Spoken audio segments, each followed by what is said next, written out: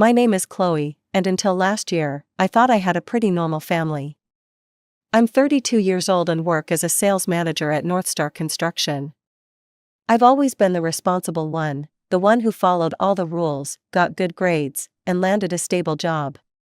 My older sister Melissa is 36 and completely different from me. She married right out of college to her high school sweetheart, Brad, and became a full-time mom to their 2 boys, Tyler and Noah, now 12 and 10.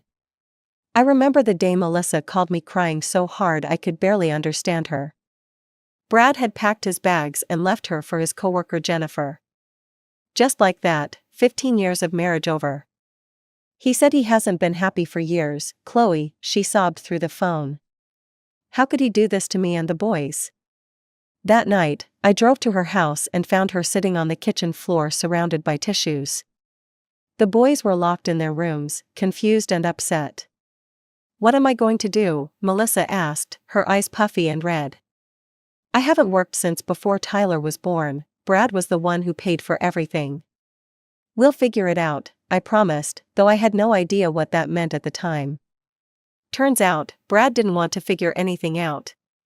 He refused to pay child support until Melissa took him to court, and even then, the amount was barely enough to cover groceries. The beautiful suburban house they'd lived in? Brad took it since it belonged to him before marriage. I can help you find an apartment, I offered one afternoon while helping her pack up the house. The boys were with our parents, which was good because Melissa kept breaking down every few minutes. How am I supposed to pay rent? I have no income, Chloe. That's when I made the offer that would change everything. I can cover it until you get on your feet. My parents were supportive too. Dad, a retired accountant, and Mom, a former elementary school teacher, immediately stepped up. They'd pick up the boys from school, help with homework, and make sure they had dinner when Melissa started working part-time at a local boutique. For the first few months, things seemed manageable. I'd transfer money to Melissa for rent, and occasionally pitch in for other expenses. I lived alone in a modest 2-bedroom apartment, drove a reliable Honda Accord, and made good money at Northstar. I could handle helping my sister through a rough patch. But as weeks turned into months, something changed. Instead of moving toward independence, Melissa seemed to sink deeper into victimhood. Brad ruined my life, became her daily mantra. I had everything planned out. I was going to be a stay-at-home mom until the boys went to college. Now look at me. I tried to be sympathetic, maybe talking to someone would help. I could pay for a therapist. The look she gave me could have frozen fire. I don't need someone to tell me how to feel, Chloe, I need money to live. Do you have any idea how humiliating it is to work at that store? The manager is 10 years younger than me. Conversations like this became routine. If I mentioned I was busy, she'd call our parents, who'd listen and validate her anger for hours. Mom would call me afterward, your sister is really struggling, honey. She needs us all to be there for her. By the 6-month mark, the financial strain was becoming noticeable. It wasn't just rent anymore. It was the boys need new soccer cleats and the refrigerator is making weird noises and Tyler's math grades are slipping, he needs a tutor. Each request seemed reasonable on its own. How could I say no to my nephews needing school supplies or winter coats? But one night, sitting at my kitchen table with a spreadsheet open on my laptop, I added it all up. I nearly choked on my wine when I saw the total. I was spending almost a third of my monthly income on Melissa and her kids. The next Sunday dinner at my parents' house, I decided to bring it up. We were all there, Mom and Dad, Melissa, the boys, and me. Mom had made her famous pot roast, and everyone was in a good mood. It seemed like the perfect time for a difficult conversation. So, I've been thinking, I said carefully after we'd finished eating, it's been almost a year since the divorce. I'm happy to help with rent, but some of the extra expenses are adding up. Maybe it's time to look for a full-time position? The silence that followed was deafening. Are you saying you're tired of helping me? Melissa's voice was dangerously quiet. Do you have any idea what I'm going through? The boys are in school all day, I pointed out, gesturing to my nephews. And Mom and Dad help with pickup. There are jobs with regular business hours that. I can't believe you. Melissa stood up so fast her chair tipped over. I'm still recovering from Brad destroying our family, and now you're attacking me too? I'm not attacking you, I'm just. Come on, boys, we're leaving. She grabbed her purse and motioned to Tyler and Noah, who reluctantly got up, mumbling goodbye to our parents.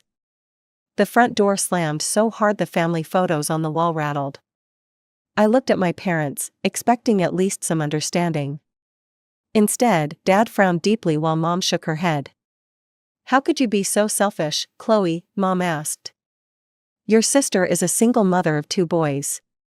And you're single with no children. You don't need as much money as she does. I stared at them in disbelief, so I should just bankroll her indefinitely? That's what being a good sister means? It means not being greedy when your family needs you, Mom said firmly. I realized arguing was pointless. These were the people who had taught me family comes first, but apparently that only applied when I was the one giving. I should go, I said, standing up, thanks for dinner. As I drove home that night, I felt completely alone for the first time in my life. A week after the disastrous family dinner, my phone buzzed with a message from Melissa. Need $500 for boys' clothes, they'd outgrown everything and looked terrible, please send today. No hello, no acknowledgement of our argument, not even a please until it was tacked on as an afterthought. I stared at the message for a long time, my finger hovering over the keyboard. Part of me wanted to refuse, to finally set a boundary. But then I thought about Tyler and Noah. It wasn't their fault their mom was acting this way. I sighed heavily and transferred the money. Melissa's only response was a thumbs up emoji. Work became my refuge. At North Star Construction, I was respected. My opinions mattered. When I closed deals, people congratulated me instead of asking for more. I threw myself into a particularly challenging project, securing a contract for a new office complex downtown. The client was notoriously difficult, but I spent weeks preparing the perfect pitch. You knocked it out of the park, Chloe, my boss said after we signed the contract. This commission is going to be substantial. When the bonus hit my account, I felt a rush of excitement I hadn't experienced in months. For once, I decided to do something for myself instead of tucking it away for Melissa's next emergency. I'd been driving my Honda Accord for 7 years, and while it was reliable, I'd always dreamed of something a little nicer. The following Saturday, I visited 3 dealerships and test drove half a dozen cars. By the end of the day, I was the proud owner of a silver Audi A4. Not the most extravagant car on the lot, but definitely a step up from my Honda. As I drove it home, I felt proud of myself. This was the result of my hard work, my dedication. Then I thought about Melissa. Her car was a 15-year-old Toyota with over 200,000 miles on it. She complained about it constantly, how it made strange noises, how the air conditioning barely worked, how embarrassed the boys were to be seen in it. My perfectly good Honda would be a massive upgrade for her. The next family dinner came around quickly. I deliberately drove the Honda, planning to surprise Melissa. When I arrived at my parents' house, I heard her voice before I even opened the door. And then Jenny had the nerve to ask me to cover her shift on Saturday. I told her, I have children, you know. I can't just drop everything because you want to go to a concert. And she said other single moms at work manage just fine. Can you believe that? My parents were nodding sympathetically as I walked in. Mom patted Melissa's hand. Some people just don't understand how hard you have it, dear. I bit my tongue and greeted everyone. Throughout dinner, Melissa dominated the conversation with complaints about her job, her coworkers, and of course, Brad. I waited patiently for a lull in the conversation. Finally, as Mom served dessert, I saw my opportunity. I pulled the Honda keys from my pocket and slid them across the table to Melissa. I have something for you, I said, feeling genuinely excited. I bought a new car yesterday, and I want you to have my Honda. It's in great shape, has low mileage, and would be perfect for taking the boys to school and activities. Instead of the smile I expected, Melissa's eyes narrowed. She picked up the keys like they were contaminated. What did you get? An Audi, I answered, my excitement deflating. Nothing fancy, just an A4. The silence that followed was excruciating. My parents exchanged glances with Melissa, a whole conversation happening without words. An Audi, Melissa repeated, dropping the keys onto the table with a clatter. While I can barely afford groceries, you're out buying luxury cars. It's not a luxury car, I defended. And I'm giving you my Honda, it's worth at least $10,000. Melissa stood up abruptly, kicking the keys across the floor. I don't want your hand-me-downs. If you had any real concern for me and the boys, you would have given us the new car. I was stunned. You expect me to give you a brand new Audi? Why not? What do you need it for? To impress clients? To feel important? I'm struggling to keep my children clothed and fed. I looked at my parents, silently pleading for them to intervene, to point out how unreasonable she was being. Instead, Dad cleared his throat and said, Chloe, maybe you should have consulted us before making such a large purchase. Consulted you? I repeated, not believing what I was hearing. Mom nodded. If you have enough money for a new Audi, perhaps that money could have been better spent helping your sister get back on her feet. But since you've already bought a new car, give it to Melissa. Something inside me snapped. I slammed my hand on the table, making everyone jump. The dessert plates rattled, and Tyler's glass of milk spilled. It's my money, I said, my voice shaking with fury. I worked for it. I am not obligated to support you indefinitely, Melissa. I helped you because I love you, but this is ridiculous. If my Honda isn't good enough for you, then you get nothing. I stood up, walked over to where the keys had landed, and picked them up. Chloe, don't be dramatic, Mom started, but I cut her off. No, I'm done. I'm not paying for the apartment anymore. I'm not sending you money for clothes or tutors or whatever else you decide you need. Figure it out yourself. As I drove home in my Honda, my reliable, paid-for Honda that apparently wasn't good enough for my sister, my phone exploded with texts and calls. I ignored them all. That night, I listed my old Honda for sale online. 3 days later, I accepted an offer slightly below what I'd hoped for, but I didn't care. I just wanted it gone. As I handed over the keys to the new owner, I felt a strange sense of relief mixed with sadness. I'd driven that car for years without issue, but in the end, it had brought me nothing but grief. A week passed, then another. I drove my new Audi to work, went about my business, and tried to ignore the gnawing guilt that my family's words had planted. Maybe I was selfish. Maybe I should have given Melissa the new car. Maybe I wasn't doing enough. No. I shook my head every time these thoughts crept in. I'd already done more than enough. Then came the message I'd been expecting. Rent is due tomorrow, please transfer the money. No greeting, no acknowledgement of our fight, just a demand. For the first time, I replied with a simple, no. The response was immediate. My phone rang.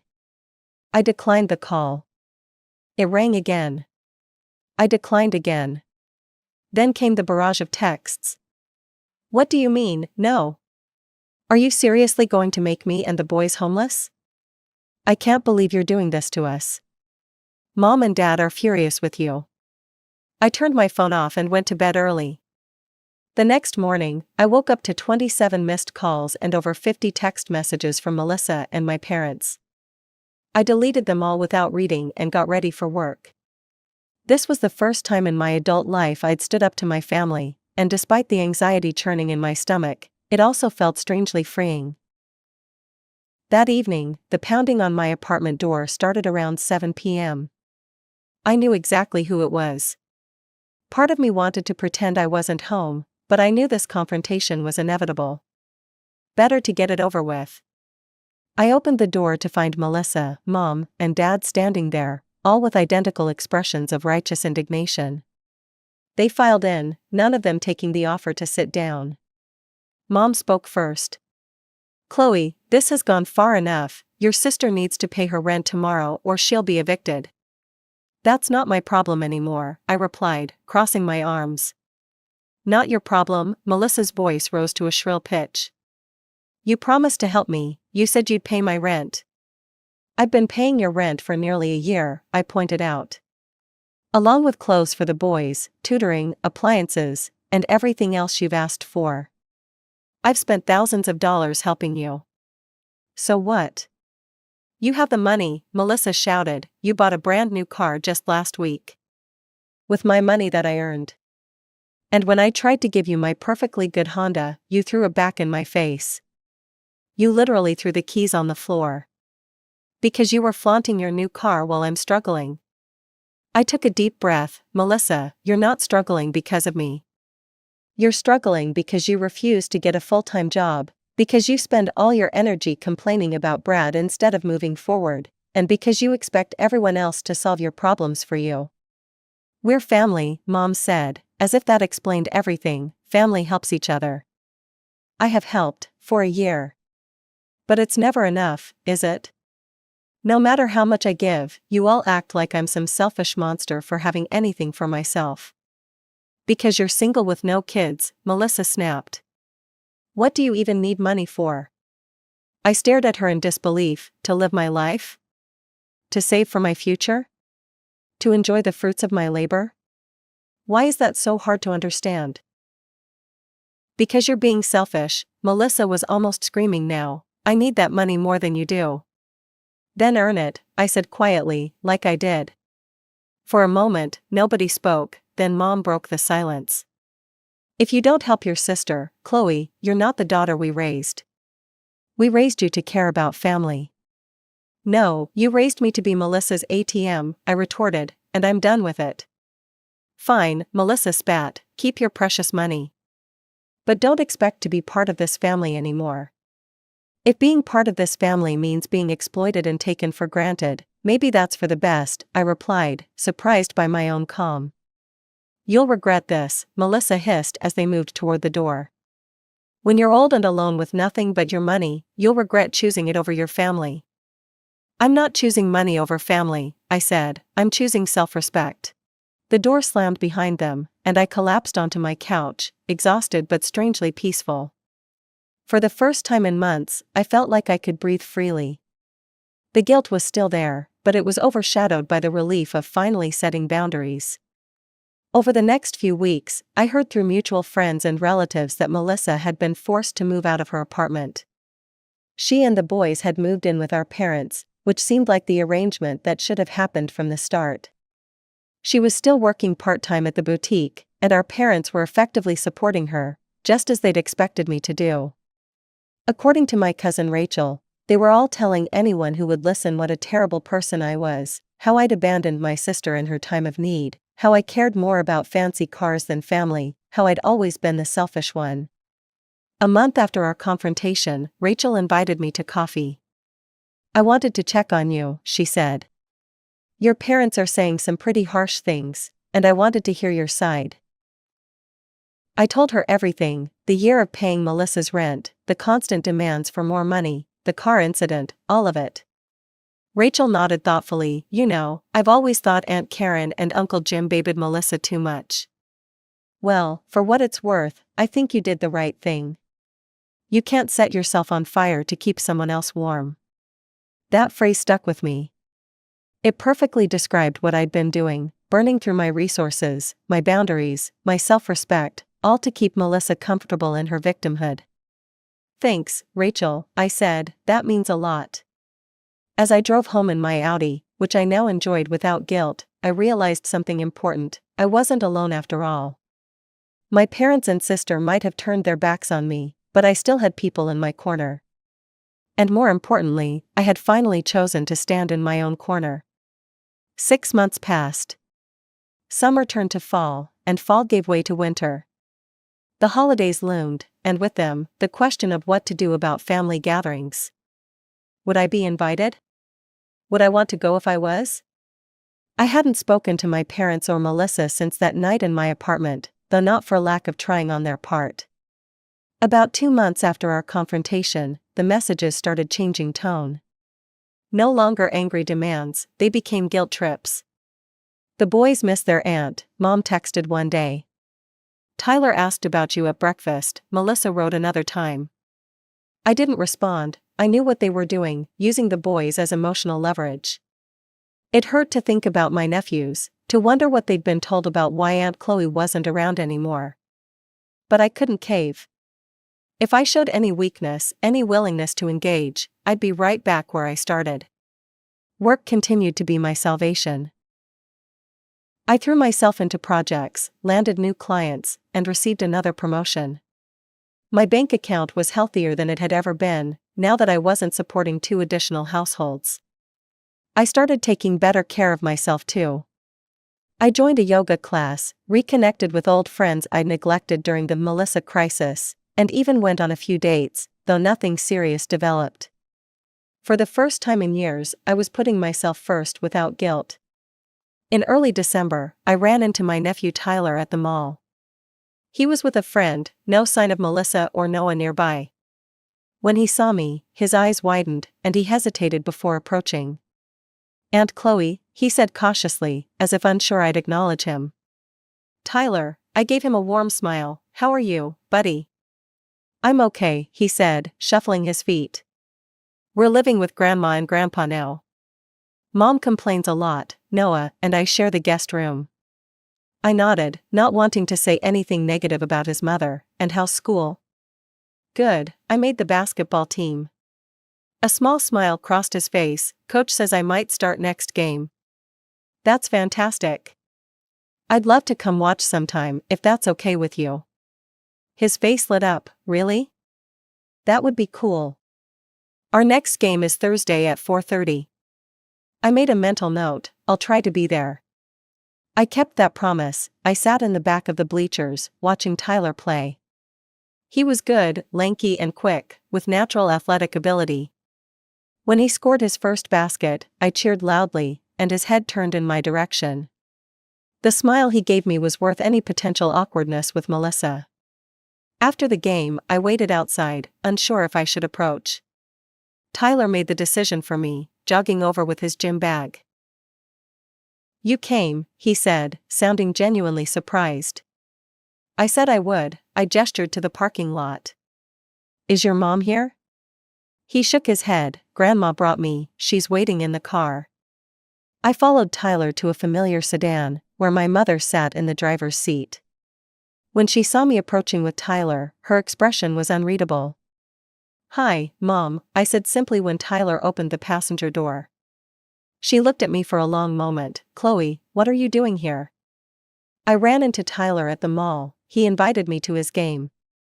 Mom's gaze softened slightly. He's getting quite good, isn't he? He's amazing, I agreed. An awkward silence fell. Tyler looked between us, clearly hoping for some kind of reconciliation. Would you like to get coffee sometime? I finally asked, just the two of us?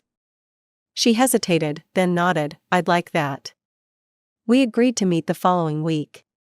As they drove away, I felt a glimmer of hope. Perhaps not all bridges were permanently burned. Coffee with Mom was tense at first. We tiptoed around the issues, talking about the weather, her garden, my work. Finally, I took a deep breath and addressed the elephant in the room.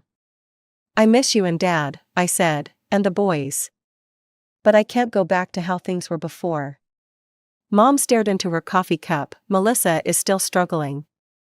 I know, and I'm sorry for that. But I can't be her safety net anymore. She says you abandoned her. I shook my head. I helped her for almost a year. I paid her rent, bought clothes for the boys, paid for tutoring. I did everything I could. But she wasn't getting better, Mom. She was getting more dependent. Mom was quiet for a moment. Your father and I might have enabled that, she admitted, surprising me. We've always babied her. Even as a child, she was the fragile one, and you were the strong one. It was the first acknowledgement I'd ever heard from either of my parents that Melissa had been treated differently. Being the strong one doesn't mean I have to carry everyone else. No, Mom agreed, it doesn't.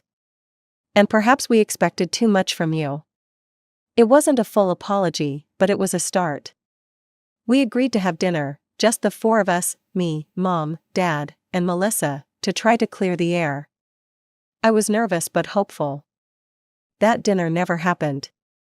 The night before our scheduled reconciliation, Melissa told Mom she would leave the house for dinner if I was there. She was still furious that I had abandoned her and the boys, and she wasn't ready to forgive me. Instead, I had dinner with just my parents. It was stilted and uncomfortable at times, but we managed to reach a fragile understanding. They agreed to stop pressuring me to support Melissa financially, and I agreed to be more present in family gatherings when possible. "She'll come around eventually," Dad said as I was leaving, "she just needs more time." Maybe she would, maybe she wouldn't. I realized I was okay either way. The weight of guilt I'd carried for months had lifted. I'd done nothing wrong by setting boundaries, by refusing to be exploited. As I drove home that night, I thought about how much had changed in a year.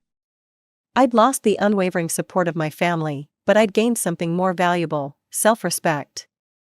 I'd learned that helping others shouldn't come at the expense of my own well-being, that love shouldn't be conditional on financial support, and that it's possible to care deeply for someone while still saying no to their demands.